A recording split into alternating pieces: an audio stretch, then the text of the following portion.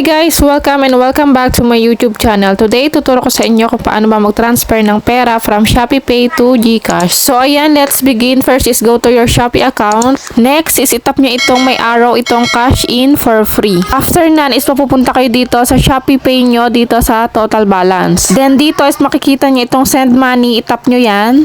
Under naman itong send money is makikita nyo dyan yung other e-wallets, itap nyo to. At ang next step is mag-fill up na tayo ng information. So, ayan, makikita nyo dito yung full name, e-wallet, phone number, and save recipient. Then, dito sa full name, ang ilalagay nyo dyan ay yung same name nyo sa GCash. Next ay ito namang e-wallet. So, dito is pipiliin nyo yung GCash kasi doon nyo isasend yung pera. Next ay ito namang phone number. So, dapat ito ay same lang din sa GCash number nyo. After nyo ma-fill up yan, is itap nyo na tong next. Then, dito is mapupunta na tayo sa send money to. So, dito sa send money amount is itatype mo dito kung magkano ang isend mo sa GCash.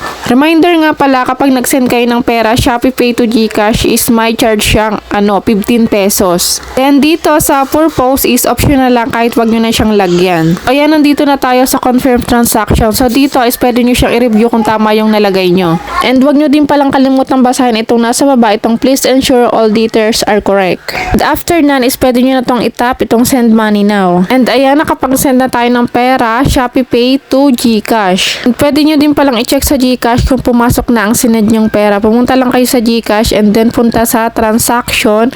And ayan, makikita nyo, pumasok na dito yung 1.3 na sinend ko galing Shopee Pay. And then ayan, ganun lang kasimple mag-send ng pera, Shopee Pay to GCash. So sana nakatulong sa inyo itong video na ito. And don't forget to like, share, and subscribe para palagi kayong updated sa mga video tutorial na ina-upload ko. So yun lang, see you on my next vlog. Bye bye!